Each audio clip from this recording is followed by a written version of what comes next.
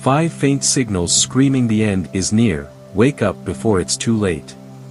What if the end isn't a distant thunderclap but a silent assassin already coiling around you or someone you love, its grip tightening while you sip your morning coffee, scroll your newsfeed, or laugh at a sitcom, utterly unaware?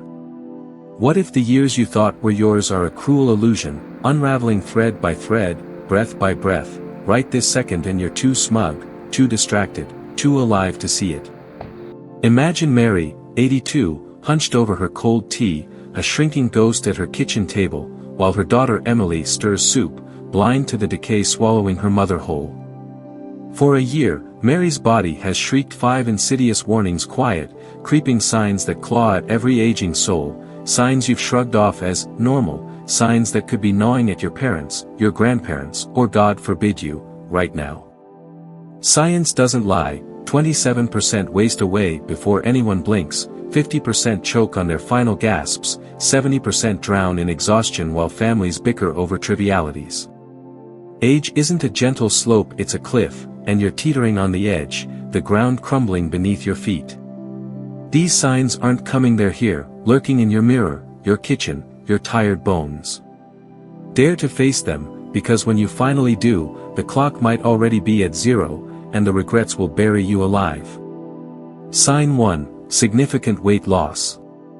Emily didn't clock it at first, not really. Last spring, Mary, the woman who'd once ruled holiday feasts with an iron ladle, her apron a canvas of gravy splatters and pie crust dust, started dodging meals like they were chores. "I ate earlier," she'd mutter, her voice a thin wisp, brushing Emily's concern away like it was lint on her sleeve.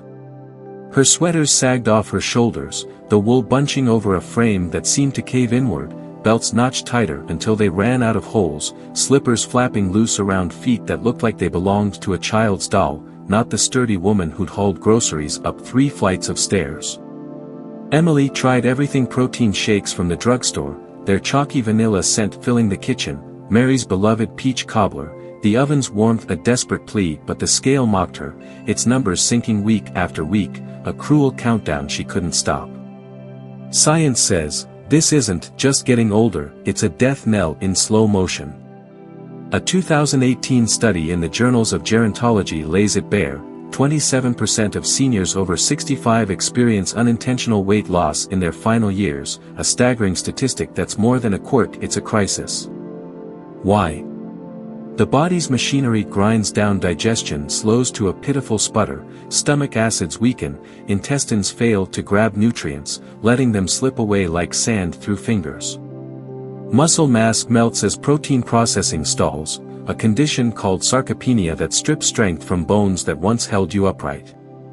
Appetite vanishes, taste buds dull, the joy of a juicy burger or a warm cookie fades to ash in your mouth. It's not a diet choice, it's the body packing up, piece by piece. Real life echoes, you've seen this shadow creep in, haven't you? Aunt Linda, the one who'd heap mashed potatoes high, her plate a mountain of gravy-soaked comfort, her laughter bouncing off the walls last Thanksgiving, she sat there, fork hovering over a single scoop, her jeans sagging like a flag at half-mast. "I'm not hungry," she'd say, her voice brittle, and you teased her, watching your figure, until her wrists turned to twigs, her cheeks hollowed out, and the doctor's call came too late, cancer's quiet theft already done. Or Tom from work, the guy who'd scarfed down double cheeseburgers at lunch, his tie stained with ketchup, suddenly he's dropping 20 pounds, his shirt's billowing, everyone clapping his discipline, until the x-rays showed a tumor eating him alive.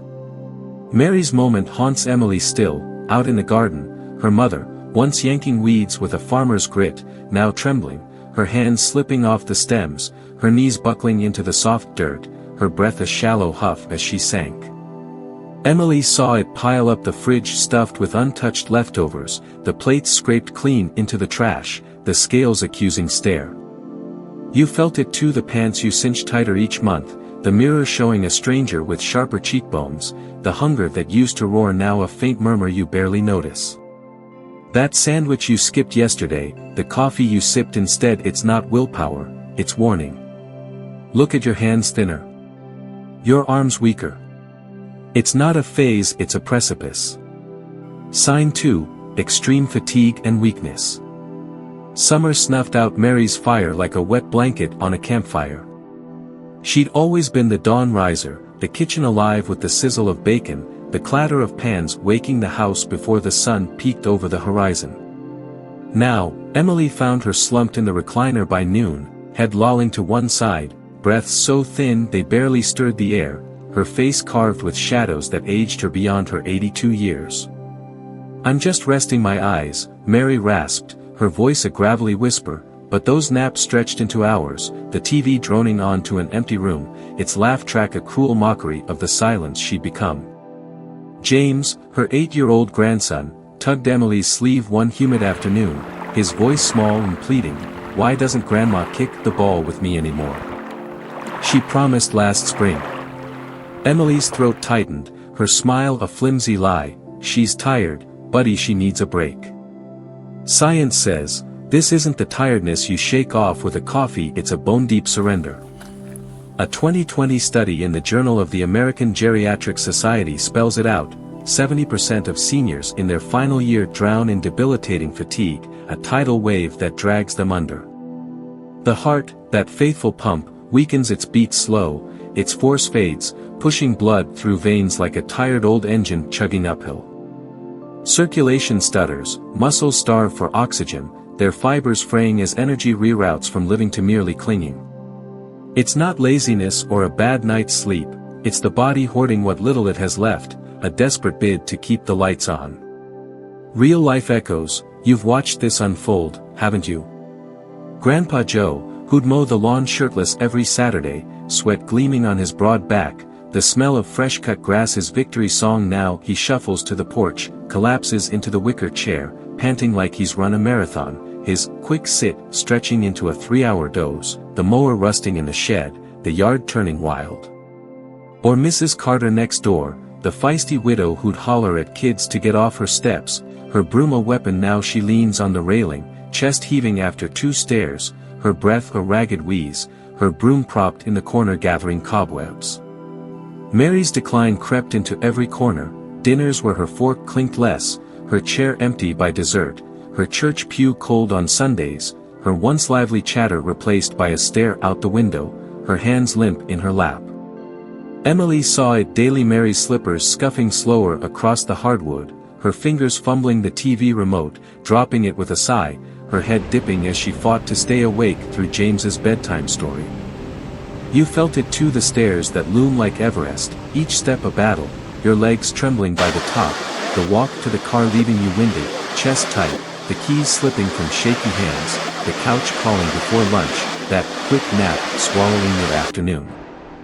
That heaviness in your bones, the way you sink into your chair after fetching the mail, the exhaustion that hits after tying your shoes. It's not rest you're craving, it's retreat. Feel that weight dragging you down? It's not a long day, it's a long goodbye. Sign 3, increased cognitive confusion or withdrawal. Fall turned Mary's mind to frost. She'd call Emily, Sarah, her sister's name from a lifetime ago, her eyes darting as if searching for a face buried in memory. "Where's Uncle Ed?" she'd ask, her tone urgent, though he'd died in a car wreck back in '92, his grave weathered by 30 winters. One crisp morning, Emily found her standing in the kitchen, staring at the stove's knobs like they were a foreign code. "I forgot how to turn it on," Mary whispered, her voice cracking, her cheeks flaming with shame as she clutched the counter, her knuckles white. Emily hugged her tight, tears stinging her own eyes, swallowing the lump in her throat. Mary faded further, hours spent mute, the TV flickering over a blank gaze, its canned laughter bouncing off her stillness, James's crayon drawings of stick-figure families thrust under her nose met with a vague pat, no smile, no, "That's beautiful, honey," just a nod lost in the void. Science says, this isn't a quirky slip, it's a brain on the brink. A 2019 study in neurology ties this to cerebral blood flow dropping. 40% of elderly in their final stages lose oxygen to the brain, neurons misfiring like a shorted circuit, memories fraying like old thread pulled too tight. Decisions blur into a fog, emotions flatten to a dull hum, the world shrinks as processing stalls, conversation becomes a marathon, noise an assault, connection a chore the mind can't manage. It's not personality fading, it's physiology failing. Real life echoes, you've tasted this chill, haven't you? Dad, who'd recite your childhood antics with a twinkle, your first bike ride, the time you spilled juice on his tie, now forgets your birthday, stuck on that 67 Chevy Tail, his grin faltering as he stumbles over your name, asking, "Where's Mom?" though she's been gone a decade, her photo dusty on the mantle. Or your friend's mom, the book club queen who'd argue Austen over tea, her wit sharp now she stares out the window, her cup cold, her "I'm fine" a hollow hum, her kids whispering, "She's just tired," until dementia stole her voice, her books untouched on the shelf. Mary's moments stacked like bricks, nodding blankly at Emily's stories about the old dog chasing its tail, asking for milk already on the table, sitting silent as James chattered about school, her eyes fixed on a crack in the wall. Emily saw it build, the grocery list forgotten on the counter, the phone left off the hook, the way Mary trail off mid-sentence, her brow furrowing as if chasing a thought that slipped away.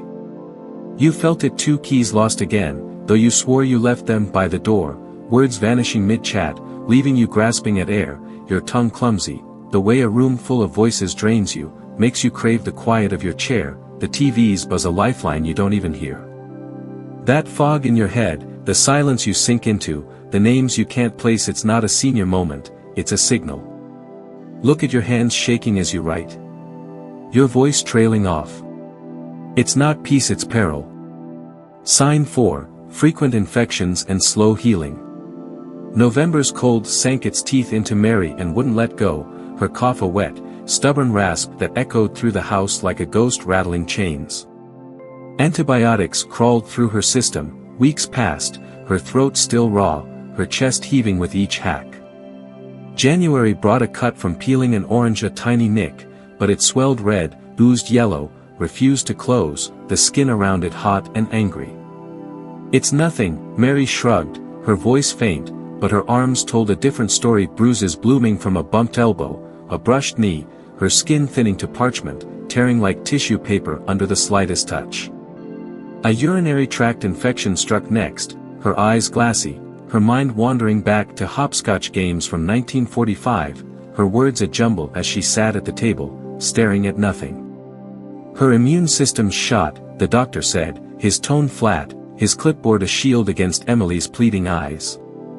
Science says, this isn't random misfortune, it's a body breaking down. A 2021 study in clinical infectious diseases lays it out, 30% of seniors battle recurrent infections, pneumonia, UTIs, skin sores as immunity crumbles, white blood cells falter like an army deserting the field, circulation slows to a trickle, leaving tissues defenseless. Healing stalls, wounds fester, antibiotics lose their punch, the body too tired to mend itself in its final year. It's not a fluke, it's a forecast.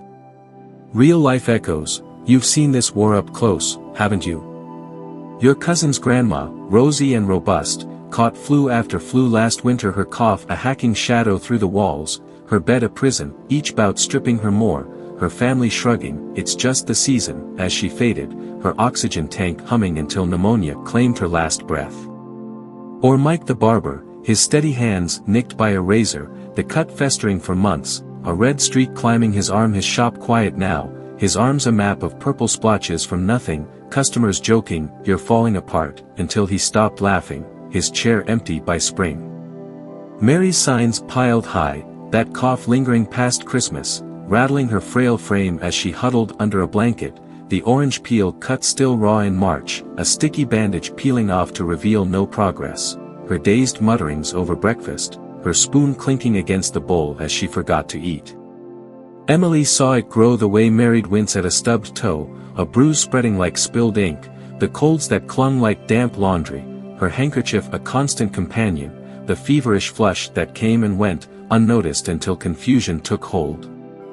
You felt it too, every sniffle sticking around, the sore throat that lingers past a week, the way that scrape from the garden gate stays pink and tender, refusing to fade, those bruises on your shins you can't explain, purple blooms from a chair you barely grazed, the exhaustion after a bug that leaves you hollow. That cough you can't shake, the cut that won't close, the way you feel every germ in the air. It's not bad luck, it's breakdown. Check your arms spotted. Your breath ragged. It's not a cold, it's a collapse. Sign 5, major changes in breathing or circulation. Winter cloaked Mary in a shroud of dread. Her breaths grew shallow, halting midword, an eerie pause hanging in the air like a held note gone sour. One frigid night, propped on a tower of pillows, she wheezed after climbing the stairs, her chest heaving, her hands clutching the banister as if it could pull the air back into her lungs. "It's hard to catch," she gasped, her voice a thread fraying at the edges. Emily grabbed her hands ice cold, the nails a faint blue, the chill creeping up her wrists like frost on a windowpane, her toes, her nose tip turned a sickly purple, defying the heater's roar, the room warm but her body a block of ice. "I'm fine," Mary lied, her lips trembling, her eyes darting away as if she could hide the truth. "Science says, this isn't a minor glitch, it's the final curtain creeping up." A 2022 study in the American Journal of Hospice and Palliative Medicine notes 50% of terminal patients show Shane Stokes breathing gasps and pauses, a jagged rhythm as lungs falter, their capacity shrinking, their strength sapped. Circulation tanks, the heart prioritizing core organs, brain, liver, kidneys, while limbs turn to ice, blood retreating like a tide pulling back from the shore. It's not a chill you warm up, it's the body's last stand. Real-life echoes, you've breathed this terror, haven't you? Uncle Dave, who'd hike trails with a backpack slung high, his boots crunching gravel, now he pants tying his shoes, his fingers pale as chalk, his feet icy under thick socks, his "I'm okay" drowned by labored huffs as he leans on the table, his chair a throne by summer's end, his hikes a memory faded to dust. Or Mrs. Evans, your old teacher, coughing wetly at Christmas, propped up on the couch, her breath a gurgle through the tinsel. Her kids called it congestion, brought her tea, until she slipped away New Year's Eve, her oxygen mask a silent witness. Mary's gasps filled Emily's nights, shallow sips of air as she sat at the table, her spoon trembling, hands cold as marble, slipping from Emily's grasp, her nose blue in the lamplight, her blanket useless against the chill inside her. Emily saw it pile up the way Mary'd pause mid-step, her chest rising and falling too fast, too weak, the mornings she'd wake breathless, her pillow damp with sweat, the afternoons she'd sit, mouth open, sucking air like it was rationed. You felt it too, stairs stealing your wind, each step a punch to the chest, your lungs clawing for more, hands numb in warm rooms, fingers stiff as you fumble your keys, feet chilled under blankets, no matter how high you crank the heat, your socks a futile shield. That shortness of breath after fetching the mail, the way your lips tingle after a walk, the cold that seeps into your bones. It's not the weather, it's the warning. Touch your hands frigid. Your chest tight. It's not a breeze, it's a brink. On the frost-bitten porch, Emily faced Mary, a blanket draped over her knees, the wind biting through the boards. "Mom, are you okay?" she choked, her voice breaking like glass. Mary's eyes dimmed, soft but distant. "I'm tired, honey. I've lived long, don't worry too much." Emily saw it all, weight gone, energy drained, mind lost, infections raging, breaths failing. A year of screams she'd tuned out, deaf to the collapse unfolding in her own home. Emily pivoted fast. She offered Mary sips of soup, not feasts, honoring the hunger that had fled her mother's body. She sat through naps, letting exhaustion reign, the clock ticking soft as Mary slept. James drew pictures for her walls, bright scribbles of houses and dogs, taping them up with pride. John hauled in a recliner, adjusting it so Mary could breathe upright, her gasps easing slightly against the cushions. Emily learned to spot infections early, confusion before fever, a dazed look signaling trouble, keeping Mary's skin clean with warm cloths, her hands mittened against the cold that never left. One dusk, as the sun bled orange across the sky, Emily brought Mary a steaming cup of tea, the steam curling in the chill air. "Mom, tell me about when you met Dad," she said, sitting close, her voice soft. Mary's lips curved, a faint smile breaking through the weariness. "He was so nervous he spilled coffee all over his shirt, she whispered, her voice weak but warm, a flicker of the woman she'd been.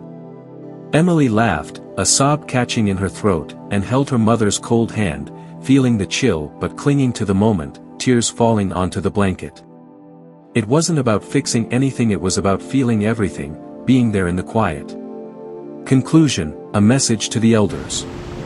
To you who've carved your mark through decades, listen close, your body's whispers aren't chains, they're crowns, forged from a life fiercely, gloriously lived.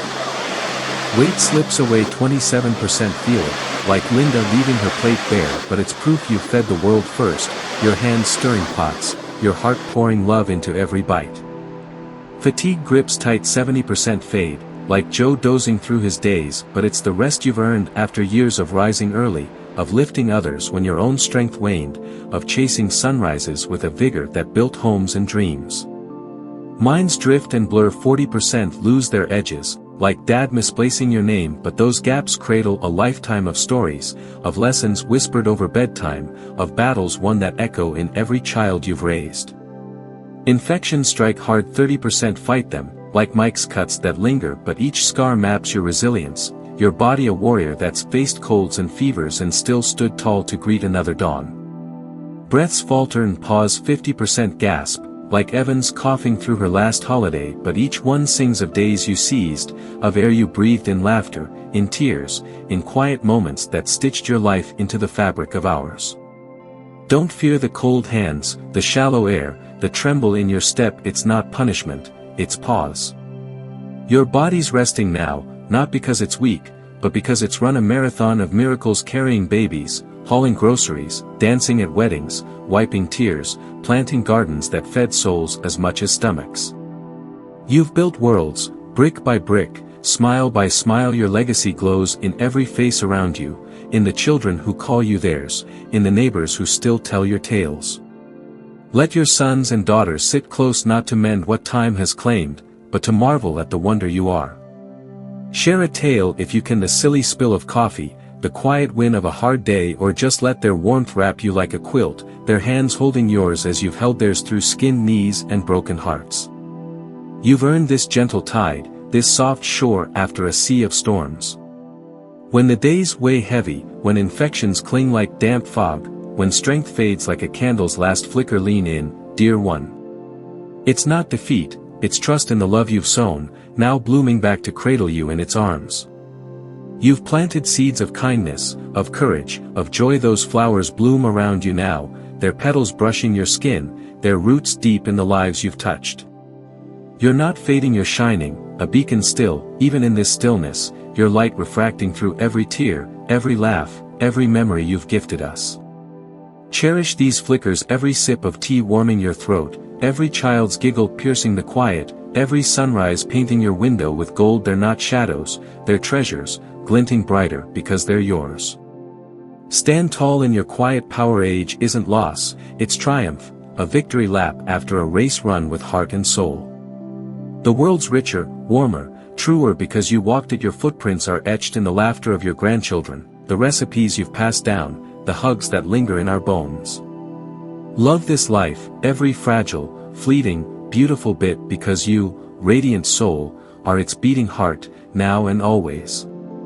You've lived a masterpiece, a symphony of grit and grace. Let this final verse be its sweetest, richest note, resounding with dignity, wrapped in comfort, ablaze with the unbreakable, unforgettable you. Keep shining, keep loving, keep being, because the world still needs your light, and it always will.